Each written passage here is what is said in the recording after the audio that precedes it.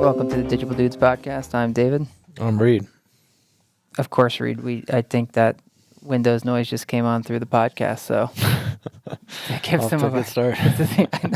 I'm not going to record. You know how sometimes our guests are like, "So you can cut that out and post." It's like, no, can't do. Yeah, no editing. We can, but we don't. No, yeah, I'll just pretend that was one of our new Drops. Yeah. There you go. You know, I was at.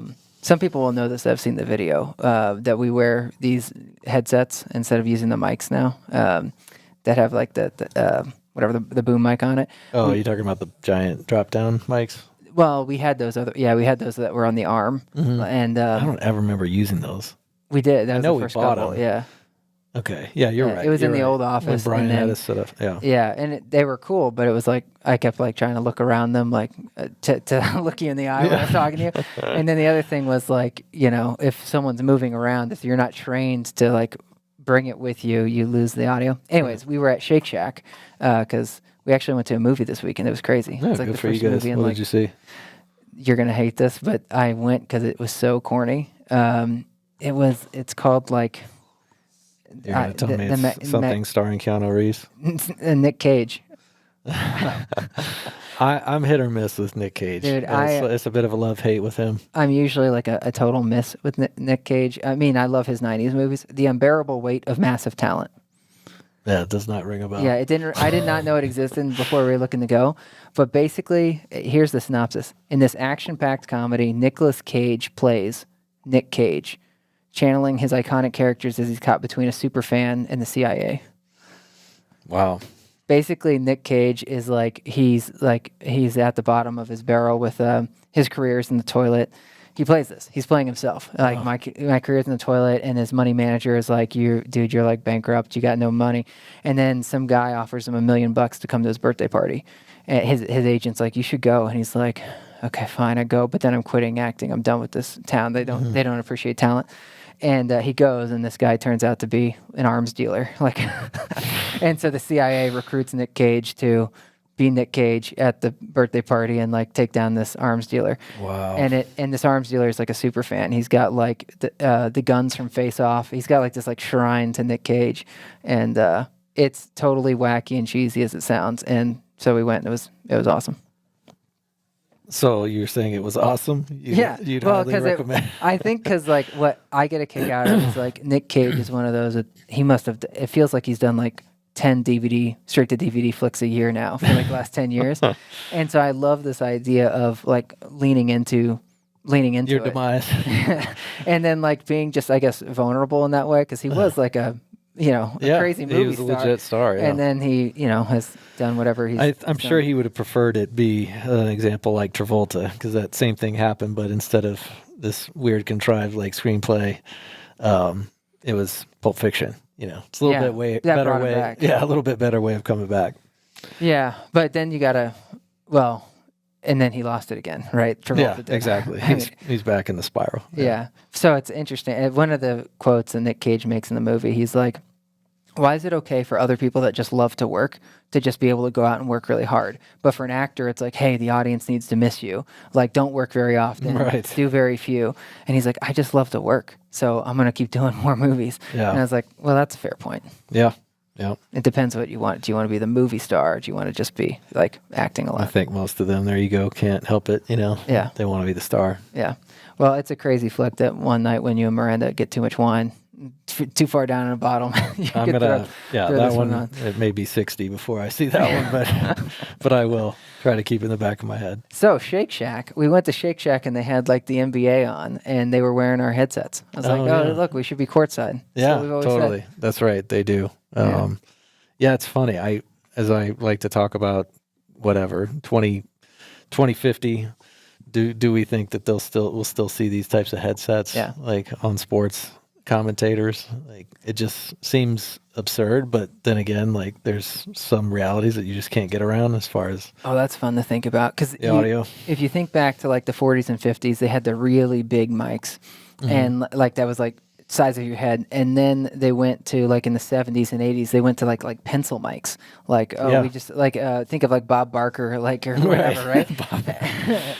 For those that don't know, the Price is Right before, is it Drew Carey now?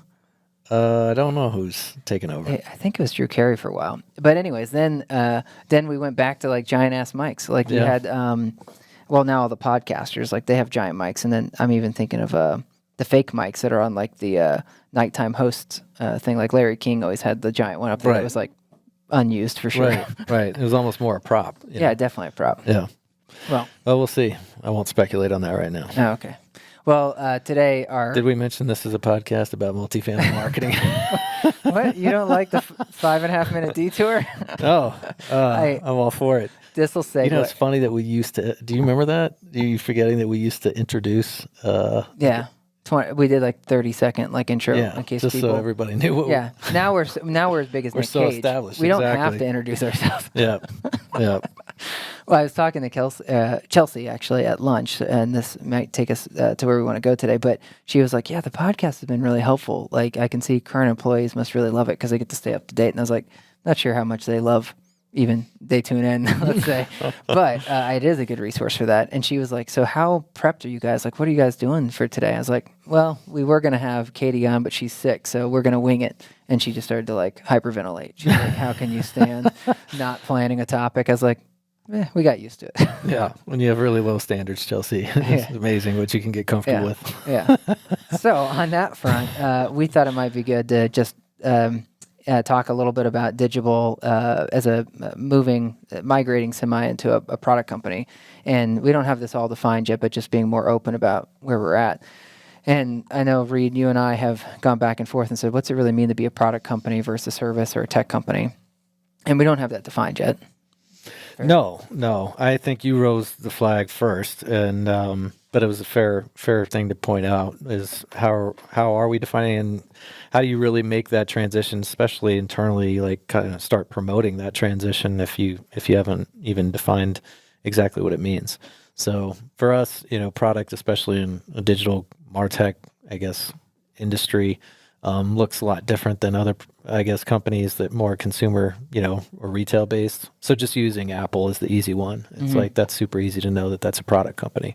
But when you're building digital solutions like we are, where do you kind of draw that line? How do you know something's a product? We couldn't even settle on websites. Does that make us a product company if we start selling websites? Yeah.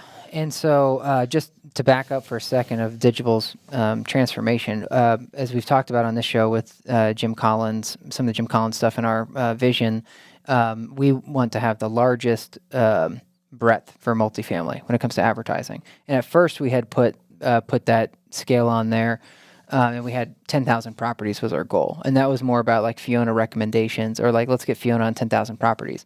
Then when we visited our vision, or I guess, no, mission. Which one is it? Mission? Yeah, mission. Thank you. Yep. All right. We had the vision of like the employee culture, progressive change, but the mission, like that, what's the next 10 or 20 years? Then we landed on having the most scale in advertising multifamily, and the reason was so that we could have influence in the industry, so that to build a more collaborative, forward-thinking industry is.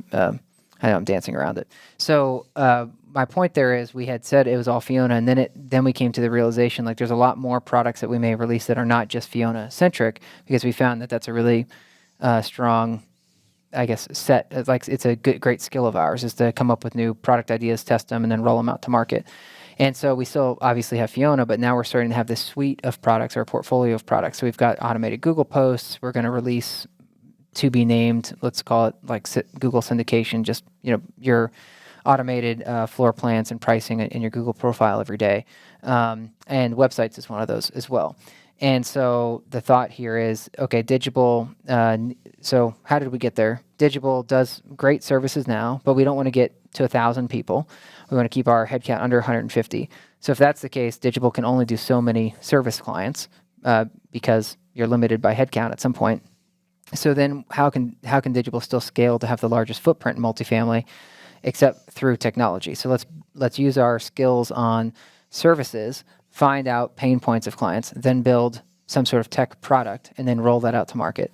And then where we're starting to take that is we're rolling some of this out internally to our clients, but we're also now partnering with other companies where we let their sales force take it and roll it out. Yep. Well, good context for everybody that's still with us. But which was a more interesting 5 minutes, my Nick Cage story or this? I mean, come on. That's fair. Well, one thing I think that makes a product company, not that you and I, but who knows, maybe we will settle this right now, is if you're not a one-trick pony. I have a hard time viewing a company as a product company if they only have essentially one product. And I won't name names here, but I think you can pretty quickly think of a few examples of that, even within our industry. And there's nothing wrong with that. This isn't a criticism. It's just, to me, a product company is a company you should expect every, at least year. I mean, there has to be some frequency there, is creating new solutions. In our case, I think we have to view it that way, but our tech solutions that are kind of plug and play that they can pull off the shelf and immediately use to help scale their own business. If there's some gray area in this for me, it's like, should we be just defining ourselves more, which is what we originally had latched onto as an ad tech company now, or a MarTech company versus a product company? That's what I was saying up front, is because of the space that we're in, and it is ad and marketing technology that we're developing, it's not as clean or clear as it might be for some other companies, and taking on that label of product. But I mentioned this to you. I've had a few conversations. The last one was a lunch with Alex O'Brien, CEO over there at Cardinal Group, and he said, "I totally see you guys as a product company.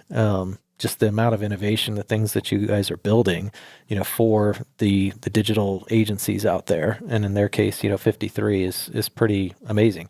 I mean, it was super, kind words, and but he wasn't the first. I've heard that now from a few people as they think Digible, and I feel like some of our partners have also used the product company kind of moniker for us. So it's just a question now, how do we, I guess, settle with that, and then what changes at Digible if we are headed that route? And one of the things that obviously I've been excited to see you get an opportunity to start to work on more has been the product vision, because we've said, it was somewhat by default, but now it's more like intentional and full ownership for you, is because you were managing the organic team, but now being able to spend a lot more time on product as well as partnerships. And what's next? What does that look like for you? And obviously, most lately, we've been talking a lot about the organizational design, that would be one of those things you'd see as a product company. There would actually be some devoted, kind of specialists and FTEs entirely focused on product. So maybe that's a good jumping off place for you to give me your thoughts on that. Well, a couple of things. One is on the product company. One thing I've been thinking a lot about is Digible doesn't have a sales team, as we know, and it always seems to befuddle folks that we talk to, whether it be other network relationships in the industry or new employees. Like, you just went to lunch and came back saying, "How come we don't have a sales team?" But our growth has always been really, really strong. So I look at that, and there's a couple types of growth. There's one that's like a sales and marketing growth company, and then there's also a product-led growth company. We're clearly a product-led growth company. So back to our website's a product, or it's paid search a product. I'd say all of that is a product. There's the Digible product, if you will, and that is what's leading our growth. Is just whatever, the chicken tastes so good, like people keep buying chicken, right? But then there's recognizing that and leaning into it. So as we're saying, there's going to be some limiters here. If we're saying headcount's a limiter, we can only do sell so much of the current chicken. So then what can we do? Also, a couple things on having multiple products. To your point, there's extreme strength. Nicole and I were just listening, probably why I mentioned chicken, but we were listening to How I Built This on Raising Cane's. That company? Mm-hmm. It's like it's a fast food restaurant that just sells 4 items. It's like chicken tenders and like Texas toast. There's a lot of those QSRs that will do that. Exactly. So they just focused on that. Now the problem is, what if you're at risk, right? If all of a sudden we all learn that chicken causes cancer, it's like, shoot, man, now what do you do if you're Raising Cane's, right? And I view that here like did you see the news about Netflix? No, there's lots of news. They just had their first down quarter where they didn't have subscriber growth. No. So their stock tanked 35% because they like. Maybe I did see that. Well, go ahead. Yeah. Well, so you have one product if you're Netflix, and you don't have any other ad-supported options or anything. And now they're thinking about that. Probably as a reaction to this. But you have one down quarter, you drop a third in value. Like, that's scary, right? Yeah. So I think you could have the same thing if Digible only sold paid search and then a better mousetrap comes out. Now what happens? Right. So I think there's, to your point, value in having, as a company, defensible other models. Then there's obviously if you only sell Netflix, you can only sell one thing to a household. Now that's it, right? Now we've got full share of wallet for that household as far as what we offer. Versus, coming up with some additional products. So websites, that's what we brought Chelsea in for, actually, is to be our new website product manager. And it's something that we talked a little bit about on this before, but it's just something we've been very tentative to get into because websites are scary for us, right? It's not, historically, it's been more brand, creative driven, not less data driven. And so we had to really see, like, is this something that would fit into our product set? Is it something that we could make disrupt in some way, like bring our own flavor to market versus just building a commodity product that's similar to everybody else? And I'm excited about it. There's still a lot more to do. We're probably 9 months to a year out from going to market at large with what the vision is, but I'm excited to get started on it. Well, I'll ask you a direct question. Do you see websites, generally speaking, as a product or a service? I see them more as a product. Yeah, I agree. Why would you say that versus search? I was like, shoot, is this a trick question?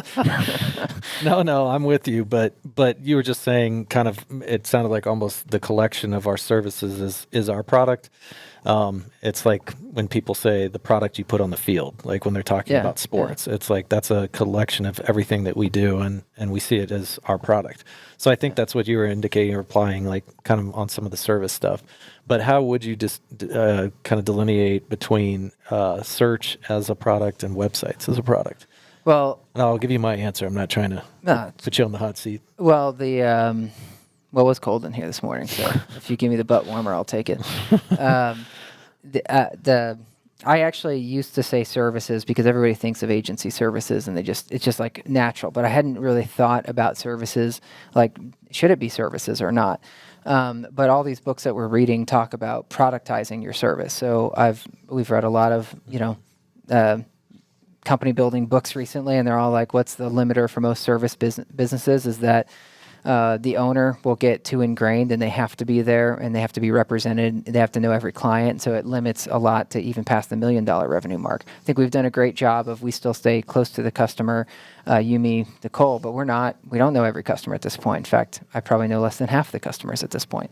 And so I think we've done a great job of productizing our service, just like all the books say, but it was just kind of natural for us. And I think that's really interesting because when we were at Ad Taxi in Denver Post, you had always come up to me like, David, when are you going to top out here? You can't handle whatever, 1,000 clients or something. And I remember at the time thinking like, why not? What's the problem with this? As long as we kept sort of building the structure we were hiring building. people. Yeah, exactly. Around you. Exactly. Yeah, it's just going to be this army. Yeah, basically. And that's kind of what we started doing here. And it is, as all of those business building books regarding services have talked about, we have productized that service. But then you hit this point where you end up becoming like I don't want to say a boiler room. I mean, you could lean into that. We've leaned away from being a boiler room, but you just end up, as you're saying, do it on a headcount. It's just formulaic, which there's some benefit to that, but then there's also the negatives. You don't really get economies of scale. In some ways, you actually get less scale as you get bigger because you need middle management to fit in there, so you become less profitable in some way. So while you may be investing in some technology to help automate and standardize things, you then have extra human capital you didn't need when you're smaller. Then what we're trying to do, obviously, now is how do we break out of that, where it's not just like one person for every 100 accounts or whatever the formula is for that particular team.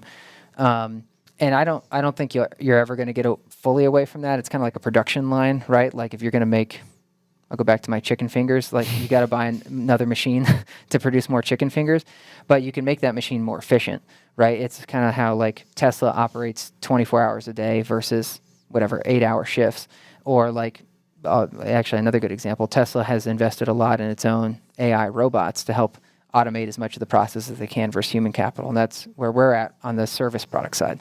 So I know that was a long-winded way before we got to your answer. No, I think you kind of finished up right where I was going to go if you didn't, which is, and you didn't say this explicitly, but for me, if you have automated, and I don't think it's as simple as 51%, but of a service, then doesn't that constitute or mean that it's a product? Because services connotes to me like people, like are heavily involved, but product to me is the opposite. It's like that shouldn't mean that there's, a bunch of hands like having to be involved or a bunch of people involved in order. I don't know if I should say to produce it, because now I'm starting to think more in retail terms. But when it comes to the ad tech, MarTech world, I think that's when it's fair to say this is a product, is if it's not something that requires, manual work to predominantly like get it to market. Well, for those business books that I'm mentioning, they more speak to, it's almost like you have a In-N-Out burger menu, where it's like, hey, you've got these 4 options, and then that's a product, versus like the fully customized thing. I think we've done a great job of differentiating ourselves to kind of have that menu, but at the same time allowing customization within. Now, it's interesting because if you think about the automotive industry, at one point they had like, you could change out everything from the seatbelt color, right, to like the fringe or whatever, the sewing thread on the steering wheel. And then many of them have gone backwards. Like with Tesla at the beginning, they didn't have a lot of options. They're like, all right, you kind of we produce these 3 colors. Yeah. And so I think there's this almost like cyclical nature of things where like at the beginning, you kind of need to offer like customizable service if you're a smaller boutique, so that people like glom on, like, oh, I'm getting this really personalized experience. Then as you get larger, you want to try to like cut down the SKUs, like what Steve Jobs did when he came back to Apple and was like, we're going to have 3 SKUs, not like 40 SKUs. And then now Apple again today, it's got back to like 40 SKUs, right? So it's like, can you then mechanize your workflow so that you can support all these SKUs versus just having 3 of them? So for us, I think we've done a great blend of that, and we've actually maintained a lot of our customizability within, but it's the way we present it to the clients that is like, well, hey, let's try to make this simple, and then over time, if we'll grow with you if you want to graduate into more sophisticated stuff. So to me, it's less about the 51%. It's more about like, we've got this, I'll take number 3, right, is on the combo menu. Yeah, that very much is the marketing end of it. Which is super important, and that's also something we're grappling with right now. I mean, we had a big goal at the beginning of the year that I think we definitely covered on this podcast, but as a quick refresher, Digible sets 3 to 5 goals each year that, basically are our guiding light, for the year, and everything else is supposed to connect to that. And one of those goals this year in 2022 was to establish a clear product kind of life cycle process. And we've had a lot of people's kind of hands in that, and rightfully so, because we don't have a full product team kind of built out. But within that is the marketing side of it, the communication side of it. And I think that's something that we're getting better at, but still trying to kind of sort through for something like Google Post, exactly, how to approach that, how to kind of tease it, and then ultimately, activate it and then maintain it. Both website, paid media campaigns, at events, and all the rest. And that has me thinking still kind of where we sit now with the whole product portfolio versus a suite like Adobe where everything kind of connects versus the platform. And that's something right now we still settled with portfolio. What do you think would be needed for us to be kind of going to market more as a suite or ultimately as a platform? And do you have that cadence, I guess? Is it like we should ultimately end with the MOS as a platform and all the products are really driving towards that, MOS being marketing operating system? Or do you think that we're likely to stay in kind of this product as portfolio stage, for the indefinite future? And maybe if you'd like, you can further explain that just a tad as far as kind of this product portfolio. Yeah, so I think it was Rachel that sent us that. Rachel and Cameron, yeah. Yeah, like a year or so ago. But basically, there's this great article that broke down, like you can have a product portfolio, a product suite, or a product platform. And depending how you are, like how your company is structured and how everything integrates, sort of determines if you're a suite, portfolio, or platform. Platform is more like, I mean, if it's been a year since I've read this article, but think of platform more like Apple or something like that, I'll say Salesforce. That's what I was gonna say. Yeah, so Salesforce, people can build on top of it, but it kind of acts as the hub of the wheel of everything. Then you have a portfolio. Portfolio, as the article described, is more of you have best-in-class products that some may or may not integrate with one another, but you can kind of like switch them in, switch them out, as you wish. And then you have Suite, and Suite was like Adobe or Google Suite, where sure, you can take an Excel doc from Microsoft Office and then pull it into Google. It's not the best experience, and vice versa. Taking a Google Sheet to Excel, not the best experience, but they'll work together. So we determined that we were more in that portfolio stage at the moment, where we had a lot of best-in-class solutions. Some of them work well or integrate with one another, and some don't, but they don't have to be. They can stand on their own. I think we're going to be in that category for some time. I think to go platform, we'd have to think more venture style. Like we got to invest a lot of cash into building something where, and I like Bill Gates's definition of a platform, where everybody else that builds on top of you captures more value than you capture as the platform. So his point is like everybody that built software for Windows makes more money together than Windows or Microsoft ever makes itself from selling Windows. So that means the ecosystem would have to be large enough for that to make sense, and our penetration of the ecosystem for that to make sense. It's kind of like a Yardi or a RealPage right now is an example of a platform. They're, I'd say, not great platforms, but meaning because it's unlike Salesforce, you can't really build well on top of them. You can sort of, hanky, but not great. And then to be a suite, we'd have to, again, build that infrastructure to have a great, experience for where everything integrates. We don't have the tech team yet to go to go that large on things. And also we don't have enough products totally scoped out and figured out to know how they would fit together for the MOS. So I think we're going to be more in this portfolio stage where we have best-in-class solutions for different problems. And then what I think is going to happen is we're going to then migrate into probably the suite as we find product market fit of how all these I wanted to say connect a set or erect your set, but I guess it's more of a Lego set, how they can all Lego together. And then if that goes well and we have great scale, then I think you mature into a platform to now you're like, hey, you don't like our Google post automation solution, you can use someone else's, but you can pipe the data into our platform to view blah, blah, blah, blah, blah, and get recommendations. So that's kind of our growth trajectory as I see it. No, I think that was really well articulated. I would say that on the suite side, I don't know how much I feel like they need to integrate. I mean, better if they do, but I was just thinking about the Microsoft Office suite. I'm sure, I know already PowerPoint has the ability and does use some of the functionality of Excel, but it's not super interdependent or obvious integrations. They really just collectively are serving the same purpose, which is to help offices, deal with kind of their back office type of stuff, as well as presentations, etc. So I don't know if I'm thinking about that right. I'll put you on the spot, but what would you consider Amazon in those three categories? Wow. Well, as you defined it, I would say a portfolio. Because how do you connect Whole Foods? I can already answer that, but it's not super obvious. And now with their interest in healthcare, the servers versus the e-com, I feel like it's pretty disparate when you look at now what they've built. I was going to quickly say the platform, but it's not something that other people are really building around.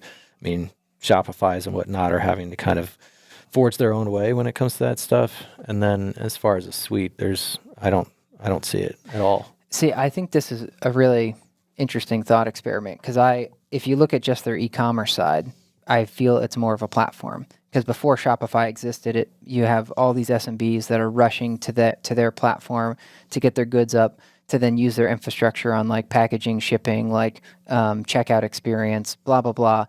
Then they started to go kind of anti-platform where they're like, great, I see that you're, weenie whistle is selling really well, so we're going to make the Amazon Basics weenie whistle and like cut you out. So then they're like being, anti-competitive by like by capitalizing on those products. And you see the same thing with like I'd say like AWS, like that Amazon Web Services, like that's a platform. It was built to be a platform, and then and it's working well. People, the sum of their parts are making more money off AWS than AWS is itself. The thing though with Amazon is, to your point, they've got it feels siloed parts of their organization, and there's some benefit to that because now you are de-risking. Because like if e-commerce starts to take a dip, does that mean AWS takes a dip? Not necessarily. But then you have the Jim Collins problem with focus. Like, what the hell? Like, how do we even wrap our heads around you, Amazon, as a customer base when you are just trying all these things? And I think Google got into that trap, as we've talked about before, where they would like Alphabet. Google Wave or whatever, and it's just like, do you care about this, or is this just like an experiment? And now, as a customer, I start to lose faith, like on whatever the new cool thing you have out there is. It's like, I'll try it later because I don't know if you'll stick with it. Yeah. And even Amazon, 7 powers, in brand. Yeah, I mean, like if you think about Amazon, themselves. I feel like they're not as tied to it as Google was with like Google Glass or whatever. But like the Fire Phone hurt my confidence in some things. So it's like. Now, the Amazon Echo or whatever, like Alexa unit, that's interesting. But when it first came out, it's like, well, the Fire Phone's not doing so hot. Are we going to keep the Alexa around as well? Luckily, Alexa didn't have as much like, upfront commit as buying a phone, right? So like there was some like, all right, maybe I'll take a risk on $50 or something when you run this special. So I'm just pointing out, like, it makes me wonder if Jim Collins would think Amazon is actually a great company or not, because they are missing that huge area of focus, it feels like. And from a messaging and communication standpoint, to your point with our products, going to market, it's like feels kind of way all over the place. And there's different partners inside of multifamily that we've met with, and you and I sometimes will be like, well, what the heck are you guys focusing on? Like, what is your mission here? So I like that we've got our mission about let's get the largest scale, but I could understand that if we talked to everybody about every new MVP test product that we were doing, it may feel a little scatterbrained, and then clients may start to feel like, oh, shoot, do I trust in this thing, or will I wait? Do I want to be an early adopter? I don't know if they'll stick behind it. So those are things we're going to have to work out. And then you've talked before about, do you put pharmaceutical grades on this? Like, this is a D product, meaning early clinical trials. That it's doesn't have the same standards. I think I was just telling you this morning that I bumped into the co-founders of Snowbond, which most people probably haven't heard of, but it's here in Colorado, and it's indoor skiing instruction using some pretty cool technology to mimic what it feels like to be up on a mountain. And we just started riffing, and come to find out they, are adopting EOS in the middle of that, which is, the entrepreneurial operating system that, David, you brought to us about 3 years ago, and has been so powerful for us. And I'm connecting this as you talk about kind of that Jim Collins and, the focus and, disparate, I guess, product portfolios. For them, it's been all about skiing, but they already, and I don't want to say they're being premature, but they're looking now more at action sports. And she actually openly said, I don't know if this is kind of more the flywheel, because we had talked about that, the natural progression of what we're starting with indoor ski instruction and moving into some of these other kind of action sport categories, whether that's, mountain biking or whatever that may be, or are we getting diluted or kind of distracting ourselves with some of these other initiatives? And I said, that's a great question. I think, everybody kind of has to answer that, I suppose, on some level for themselves, but whether you can get comfortable with it being just a broader category, but still feel like you're focused. Because if you look at Digible and all the things that we're putting out there, almost all of them are directed at multifamily marketing or digital advertising solutions. But if you were to kind of break us down, you'd be like, how does calls, for example, connect to fair housing? And we're able to demonstrate a lot of that connectivity that may not be so obvious, but at the end of the day, it's still Whole Foods versus Amazon. Yeah. Right? What?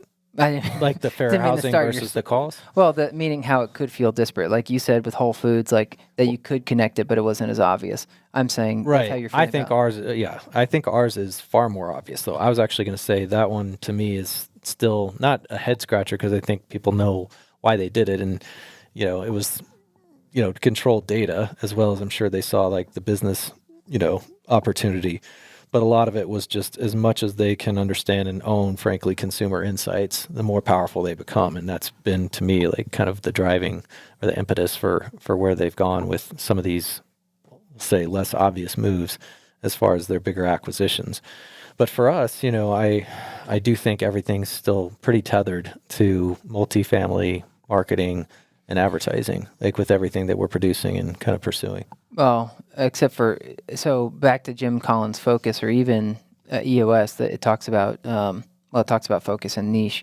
Where we've always gotten hung up is they don't do a great job at defining how big is too big of a niche or too small. Because when you talk about digital advertising for multifamily, on the outside looking in, if you're a venture investor, you're like, hell yeah, you guys are targeted, right? But at some point when you get inside of it and it's like, well, there's search and social and TikTok and Waze or whatever, it's like, oh shoot, you guys aren't focused. But they often talk about you don't want too small of a niche. Like we are the solution for Waze advertising for multifamily. Like probably not the way to go. Although like apartment geofencing, like that, they're crushing it, right? Like last time we talked to him. Yeah, but they are branching out. If you remember when we interviewed him, they're TV and some stuff. Well, not just that, but categorically, they're now doing quite a bit with restaurants. Yeah. So I guess they weren't seeing the growth, like, or they either identified other opportunities or they weren't meeting the trajectory that they had hoped just staying in multifamily. Yeah. So I guess it's like anything. As you get into the weeds, you're like, shoot, should they have given like 20% or 100,000 or whatever? Like how do they don't really help define market size. You don't want to be too big, too small. But I guess that's where you got to figure it out for yourself, to your point earlier. We've got to decide, when do we feel we're too niched and we want to put more focus on senior living, or add another product to the portfolio? And at what point is it too many? Because we have now like 17 or 18 SKUs if you look across, everything that we offer, which to some... Scary to hear that. Yeah, some folks, it's not a lot, right? Like when I worked at National Paintball Supply, we had like 200,000 SKUs. Like that was a lot of different things. So 14 is not bad, but it's still a lot when you're talking about... I guess that like In-N-Out burger menu. Yeah. Well, the other part of that focus in Collins is the hedgehog, but he talks about how do you know if it's, I guess, a product or a service for that matter that you should pursue. And you're going to need to help me I have a feeling on the third one, but I know does it support your economic engine? So that's more just kind of the business case for it, something that's going to be profitable and scalable. And then 2 is it something that you can be the best in the world at? And I can stop on that one because I think, what he doesn't say, but it's perhaps implied, is the best in your industry. Because websites is a perfect example of that. Are we saying that we can be the best website company in the world? No, like I'm not. I don't think that's what we're shooting for. Or Chelsea. Oh no, bar low. Chelsea, like, yeah, this should be one of your sound drops.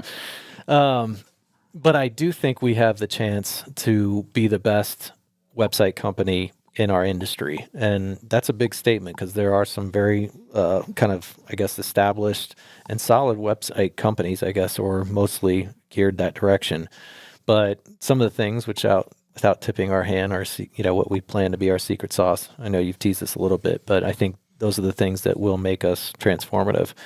What's the third one? What am I missing? So it's best in the world at, supports your economic engine. Was there a third one? Yeah. Oh, I think it's related to people, maybe. Well, I lost it. Wow. But either way, I think that's something that's super helpful. I mean, it's one of the biggest questions asked, and I mentioned that to the founders there, Snowbomb. I just said, do you think you can be the best of the world of all these other ones? And if you can't, can you get comfortable with that? Which also ties, as I'm jumping around books, but to Bob Iger, and he's like, one thing you can't accept if you want a company to be great is mediocrity. And, is it as simple as you're either the best in the world or you're mediocre, or, is it more of a gradient than that people can work around? Well, and also the best in the world. I think I know he says best in the world, but I'd say like in your area. Weight class. Sure. I guess where I was going. Well, that's why I said industry. Yeah. But even with Snowbond, like that's so location specific. They don't need to compete with the Abu Dhabi indoor skiing place, right? Like they just got to compete with like in Colorado, and then their ecosystem, yeah. Right, and then how big do you want to get back to knowing? Because if they wanted to keep to scale to 200 locations, like, okay, now you probably need your whatever sphere is larger than if you're just focusing on Colorado. It's passion. Passion. It's Okay. passion. Oh, you remember nice. that now? Yeah, I do. It's like you have to, you could be the greatest and it could support the economic engine, but if the people that are doing it are not, extremely passionate about it, then it's destined to fail. Yeah, that's right. It makes me question a few things that people haven't lost. How many people don't have passion for what we're doing? Yeah, well, we've run into some of that, right? Yeah, with some of the stuff we've tried to put out, and it hasn't really I don't know, built up as much momentum as we would have hoped for internally. Yeah. And that presented some challenges. Yeah. Well, it's funny because we've talked a lot of times about, I feel like on different episodes about passion, and in some ways, like, I mean, you and I, we've said we're not super passionate about apartment marketing, but we find a way to get pumped up. Like you said, you couldn't sleep last night, right? So there are ways that like that passion bleeds through, but yeah, it's just one of those ongoing challenges. It's funny because I was doing a lot of the books I was reading this week, and we're hitting on this and about your organizational design and your employee culture, and like, do they believe or care in the mission and whatever. And it's funny because I think that does apply to having a great company, but in other ways, you just can't expect that I guess that's why they say a great company, because not every company can just have 94% of its population just loving, passionate about the work they're doing each day. And obviously that's where I guess us and even the big tech companies have started to compensate more with, like, okay, how else can we be additive to your life so that you're passionate about, overall, and not just like because of the one singular mission. Yeah. Well, I think where you are looking for 94% or better, but even there, you need to be realistic, is your purpose. Because the purpose, your products, your services, your people are all contributing, hopefully, towards achieving that purpose or pursuing it. But I would not be happy if it's like we only have half the people on board with like kind of the bigger goal at Digible. And but there'll be things along the line, whether it's a service or a product where folks aren't as excited, but as long as they still feel that energy and commitment to the bigger picture, the purpose, then hopefully they can get through those. Well, and then as you've seen in the lunches and coffees you've been doing recently, the more it seems I could understand how we're more excited by things in our position, because we get to see all of these moving pieces and how they will converge and fit together and then make a better rocket ship or whatever. Mm-hmm. But if you're, the person that came in off an internship and you just have like your little 5-foot circle that you're looking at, you may be like, why am I passionate about this or that? Mm-hmm. And the more that we teach those folks, like how all of these large strategic pieces, it's like Pangea or something. Right? I almost said that. Yeah, I can't believe you brought up Pangea. And Pangea blew up, so we're trying to go the other direction, like bring it back. The continents are converging again. Yeah. Well, they seem to get excited by that, so that's our challenge, I guess, is setting vision and direction for the companies, help showing them those pieces so that they get pumped up.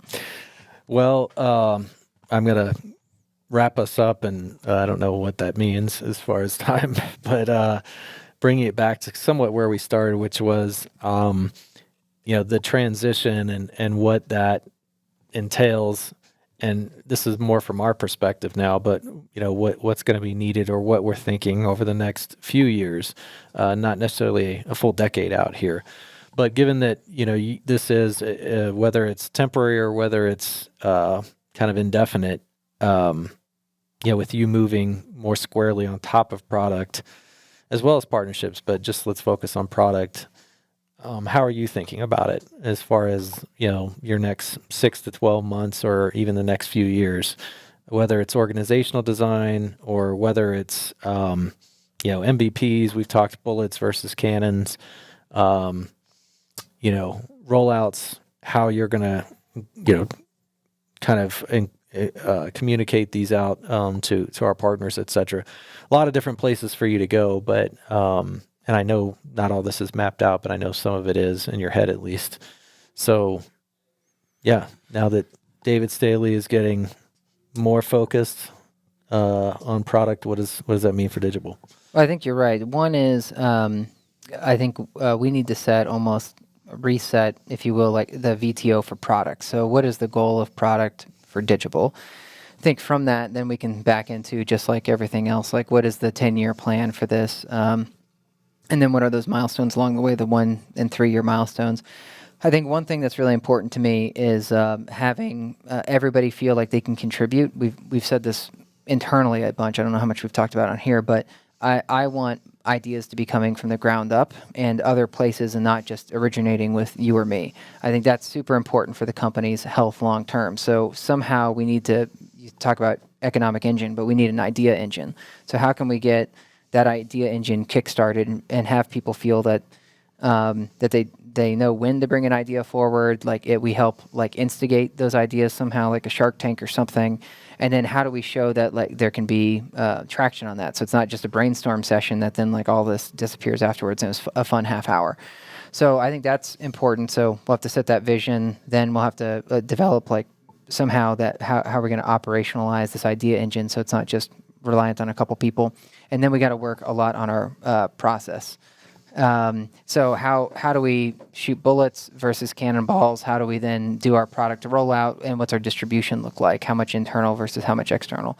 So there's a lot to do there. I think that I'd say this next 12 months is getting all of that like in a really good concept and starting phase, and continue with the products we already have. We have a pipeline of stuff that it's almost like we're, not to keep comparing to Tesla or something, but it's like they announced the Cybertruck and they still haven't released the Cybertruck, right? So that's kind of us. We have some of these Cybertrucks that we've been working on, and we need to get them out the door. That gives us time to get all of the organizational design stuff in order, and then hopefully 12 months from now be well on the way to taking the next step. Yeah. Well, it's exciting. I'm definitely excited for you, and I think you've been spreading your wings obviously for years now, but this, as you talk about the next step, next chapter, I think this is going to be a really fun one, as you do, I guess, devote more of your time towards it. And I'll be curious, because we've riffed on a couple of books around product, but nowhere near as many as we have kind of company building. We've talked about Hooked, and the 0 to 1 with Peter Thiel, which isn't all about product per se, but just be interested, what will strike you as far as some kind of foundation, and as you look to build framework. Because I mean, we have talked a little bit about just the org design, and that could sit under tech, that could sit under product. Well, I'll just stop there. But just I'm curious where you land as you start to do more research and feel like you got kind of got your bearings. Yeah. So that'll be a good follow up for us. I feel like we could, as always, extend this a little further, but we have another engagement here coming soon. So, all right. Well, thanks for anybody that made it this far. Hope you got something out of it. Reid, our title, I don't even know what we're going to call this thing, so we'll figure it out, and then we'll see if it sticks. Yeah. Good luck with that. I'll put that on you. Yeah. All right. If you think the title didn't stick, you can complain to hello@digible.com. There you go. I got it in. See, Erica? Nice job. Yeah, thank you. Yep. All right, guys. Catch you later. See ya.